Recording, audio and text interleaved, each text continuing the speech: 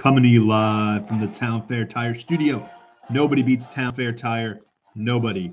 This is the Week 6 Fantasy Football Recap and Power Rankings. As you know, I am your lovely commissioner, here to do whatever it takes to make this league grow, here to make this league as popular as possible, as profitable as possible, and as strong as possible.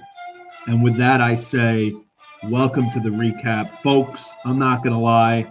I'm not going to sit here and pretend that this league has been high scoring and, full of touchdowns. It's been a little lackluster. It's been sad to see. The NFL has, across the board, scoring is down. And scoring is down in maybe the most unfortunate place of all, on the team ran by Christopher Michael Cazzero, Mooney shot. That's where we begin with the biggest blowout of the week. Folks, Sunday cookout, Tom Gorman advances to 4-2. He puts up a 112.9. Mooney shot, Chris Cazzero falls to a very tough 0-6, and he's in 12th place with a 69.52. Tom got, as we said, 112.9. Joe Burrow got him 32. Jalen Waddle got him 10.9. Adam Thielen got him 11.6. Mike Evans only got him 42. How the Bucs lose when they're in Pittsburgh, as some would say, what happened? I don't know. Something happened. They can't lose that game. I'm out of my survivor pool because of it, but I'm not talking about that right now. I'm talking about this matchup. Miles Sanders got him 13. Dalvin Cook got him 14. I mean, everybody shut up today for Tom. Everybody. He put up a 112.9, a great week, a winning week, any week of the year. Good job for Tom. On the other side, not so good of a job for Tom in Tom Brady. Now, Chris Cazzero has had his struggles this season, none more evident than this week, where he again only puts up 69.52, has one player eclipse 13 points. Devonta Smith showed up and got him 10. Najee Harris scored a touchdown, but only got 10.9. I mean, Najee has to be one of the biggest disappointments in recent fantasy memory that doesn't relate to an injury. I really can't think of a guy who was drafted where he was and has just been so underwhelming. I mean, it's tough for Chris, compound that with the fact that he drafted the backup that is A.J. Dillon, who is a backup for a reason. It's a tough look. Jacksonville defense got him -1. I mean, it's 69 points. Nothing to write home about. So, once again, Tom Gorman wins 112.9 to Chris Cazzero's 69.52. Next, we have a matchup between what was first and third place. Chiquita Banana Luke Bonomo advances to 6-0 and scores 79.06 against yours truly, Broncos Country Let's Ride, who falls to 4-2, fourth place, with a 59.62. Yes, if I played Chris this week, I would have lost. That is all you need to know. Justin Herbert sucks. I don't know why I drafted him. He's either hurt, injured, or terrible. I mean, 9.42. Didn't throw a touchdown. I don't know. I can't even really get into how bad he was. Justin Jefferson showed up. Breece Hall, the God, showed up for me. But, I mean, Jeff Wilson got 0.5. Garrett Wilson got 0.8. Tyler Conklin got 1.7. So, it's never good when three guys combined for 3 points. On the flip side for Luke Bonomo, look, he didn't have an amazing week. He got 79. And he does what he always does. He gets all his points from three guys. Saquon Barkley, who got him 15.5. Stephon Diggs, who got him 20.8. And Josh Allen, who got him 26. That right there, I think, is 61 of Luke's 79. He got 8 from George Kittle. There's 70. So you can do the math here. 1, 2, 3, 4, 5 guys combined to get him 8 more points. It was there for the taking for me. I just, shit the bed on Monday Night Football with Justin Herbert. Shit the bed with Garrett Wilson starting in Green Bay. That was dumb. I shouldn't have done that. Stupid. Jeff Wilson Jr. fumbling for me and getting me 0.5. I mean, you don't deserve to win when you put up 59 points. Luke Bonomo beats yours truly 79.06 to 59.62. Next, again, these scores, man. I mean, we have one guy in the hundreds this week. I don't know what to think of this. It's just weird. It's just you don't expect scoring to be this low in fantasy. And there weren't like a ton of buys. I mean, there were some, but it wasn't wasn't crazy. It wasn't the Chiefs and the Bills on by here. I mean, it was relatively pedestrian teams, but good teams win, great teams cover, as they say, and even better teams win on fantasy bye weeks.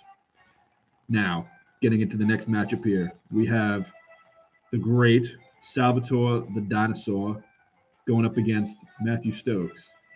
Sally Stubbs advances to 3-3 and gets the 7th place with an 81.44. Versus now here's a guy, Matt Stokes, who falls to 3-3 and puts up a 74.82. We're going to dive into these numbers really quickly, but just an overall theme here. Nobody on either team scored more than 16.1 points. That includes both quarterbacks, who both scored under 14. That includes both quarterbacks who Daniel Jones outscored Aaron Rodgers. That tells you all you need to know about this week, folks. Again, Stokes, A.J. Brown showed up, Gabe Davis showed up, Dawson Knox showed up. That's about it. I mean, he got nothing from his running backs. He got nothing from Drake London. He got nothing from the quarterback. I mean, it was a tough week. On the flip side here for Sal, Leonard Fournette, Ezekiel Elliott got him 30. Cooper Kupp got him 9.7. I mean, that really is it. I mean, Aaron Rodgers didn't do much. Sal didn't have anybody put up, decimal point totals, so he had a good week in that regard, and he was able to win. There really ain't much to write home here about. Sal wins 81.44 to Matt's 74.82. Next, we have a matchup. Oh, folks. Gaz's graduation pants. Patrick McCann advances to 3-3 and in 6th place with a 96.4. To African Americans and Mark Andy Unchained 1-5 and in 11th place with an 89.4. Now, I'm not going to name names here, but somebody in this group chat texted me saying I'm only down 13 on Monday Night Football at halftime. I should be good. Little did he know that Monday Night Football game contained not only Justin Herbert, but Mr. Unlimited. And that, folks, is a very scary thing. Oh, Andy. Finally got something out of his quarterback. Kirk Cousins got him 16.5. That might be more than all the points Andrew has combined from his quarterbacks this season. Kirk Cousins didn't die. Another step of progress for Andy. But his wide receivers managed to get him less than 10 points. His running back showed up. Mixon and Kamara got him 12.8 and 12.4 respectively. I mean, Andrew put up 89. It's not a disgusting score like my 59. Mark Andrews got him 16.6. He did drop a touchdown against the Giants. That definitely hurt Andy. Brandon McManus got him 13.6. A solid week aside from the wide receivers. Andrew gets anything from his wide receivers, he wins. Complete opposite on the other side here. Lamar Jackson only gets Pat 17, but Jamar Chase gets 25. Revenge game against Andy. Deebo Samuel gets him 9, and Brandon Ayuk gets him 20.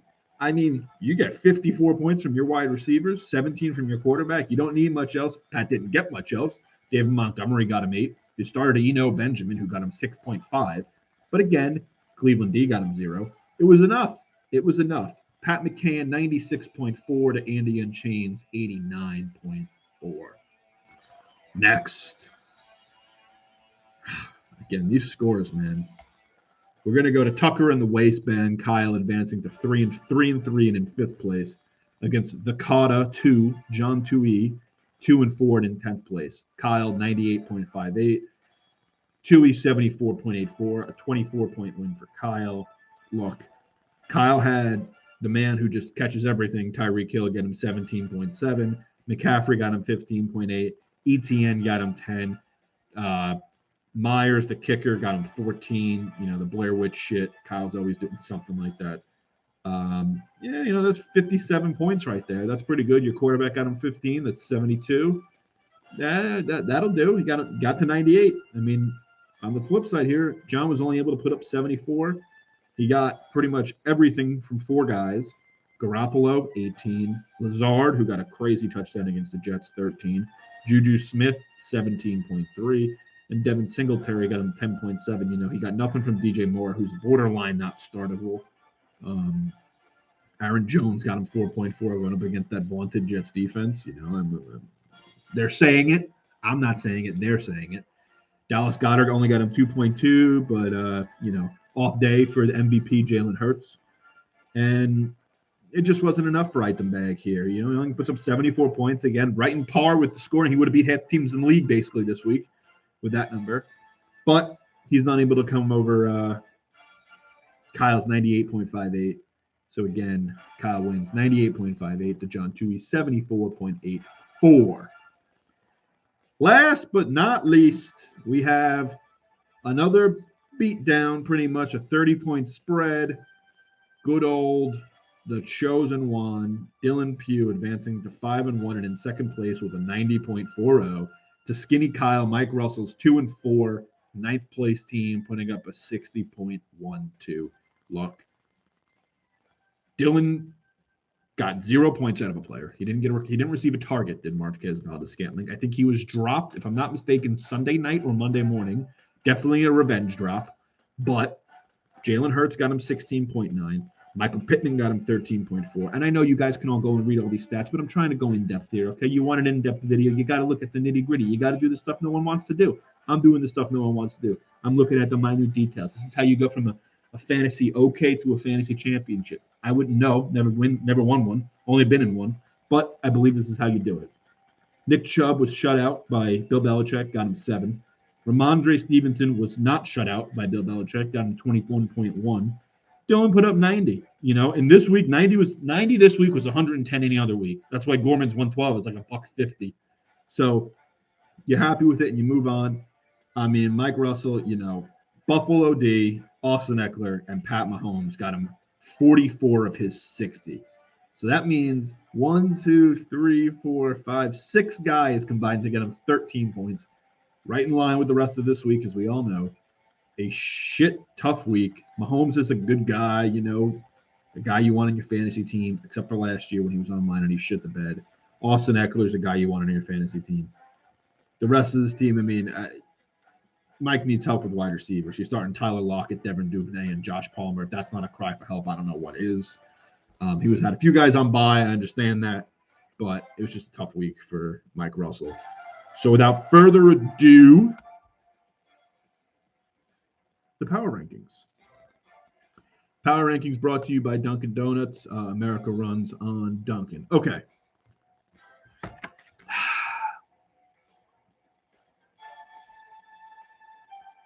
In 12th place, Christopher Michael Gazzaro. Now, Chris, I really don't want you to be in 12th anymore. I'm trying to do everything I can to not put you in 12th. But 0-6 is 0-6. And there's 8 weeks left to get a win. You play me this week, so you might be in luck. Got to get a dub. Season's not lost, man. You got to keep trying. It's right there for the taking, Christopher. You got this. To the surprise of no one, I have Andy at 11. 1-5, second fewest points. That sounds like 11th place to me. 10, same as last week. The con of John Toohey. Now look, John is a reigning champion, back-to-back championship games. He might just have a little Super Bowl hangover, a little Rams going on here. Toohey's a good manager. Team might not have this season, but you never doubt the man behind the plan, He could pull it off. 9, I have Matt Stokes, the same as last week. We have the same 9-12 from last week. Matt's team it was really hot and cold, and now it's been cold for a little while. I have Matthew in 9th. There is, in this league, mediocrity reigns supreme, so you're never out of it unless you're in 12th. But Matthew currently in 9th. 8th, I currently have dropping 2 points Salvatore the Dinosaur. Now, Sal's team just continues to sit in this 75 to 90 point spot, which just is fine. It probably will make the playoffs, but it hasn't been good enough thus far this season. 7, I have same spot as last week, Pat McCann. It was a good, solid win for Pat this week. I just didn't know if I could put him above some of the other teams here. Pat had a good week. I know he bet on everybody's favorite team, America's team, the New York Jets. That was a win. I know we're a week away from the Mets losing, so we're feeling better about that. The Islanders are cooking. All good things here. Pat's going to be fine. 7th place is nothing to him. 6th on my power rankings, I have Kyle Karp. Now, Kyle moved up 2 spots. Kyle has Tyreek Hill, which is a problem for some people. Tyreek Hill is very good. He is catching everything thrown his way. It doesn't matter if it's Skylar Thompson, Skylar White. I don't give a shit. He's catching. He's doing. He's Tyreek Hill. Kyle currently at number 6 for me. Number 5, me. Look, last week I thought it was a little bit of an outlier. I had a couple guys injured, had a couple bad matchups. If I put up 59 again, you will see me drop down to 10th. Mark my words. But right now I have myself at 5. 4, bouncing up a spot. I know this is people aren't gonna like this. I got Mike Russell. Now, Russell had a bad week, 60, right? He shouldn't be moving up in the rankings. But I like his team. He had a lot of guys on bye that I don't know. I think he's prime position to make a good trade, and he has all the pieces there. I like Russell's team. I can't believe I'm saying it. 3, I have Tom Gorman moving up a spot. Tom laid the wood this week, put up 112. Like I said, the equivalent of $150 any other week. Tom is a good team, a deep team, a well-managed team. I expect Tom to be there in the end. So Tom currently my number 3. Number 2, I still have Dylan Pugh. Now, I know some of you are going to say, Luke Bonomo didn't have a great week. He could potentially drop. No. Luke reigns supreme. Luke has been the 1 seed, I think, going back. Let me check my notes here. Yeah. Going back to week 3, folks. That's a pretty long reign. Hasn't relinquished it in my eyes, but let's give credit where credit is due. Dylan has Jalen Hurts, and that's a problem. Currently, I think he's just a shade behind Luke Bonomo, who's 6-0, who doesn't seem to lose. And it's going to be down to the wire between, I think, these two teams as to who comes in first place. And, of course, as you all know, first place, Luke Bonomo. I just think Luke's team's in a great spot. He continues to get points from basically 3 people, but it doesn't matter. They're 3 really good people. And it's working. In this league, the scoring of this season, we have 4 teams under 500 points through 6 weeks. I mean, I don't know if I've ever seen that. I'm sorry. We have 4 teams. 4 teams under 500 points through 6 weeks. We even have a team under 400 points. I'm not going to name who, but he's there. He's right there. I'm looking at him right now. So, once again, the recap, we have Gaz at 12. 11 is Andy. 10 is Tui. 9, we have Matthew. 8, we have Sal. 7, we have Pat. 6, we have Kyle. 5, yours truly.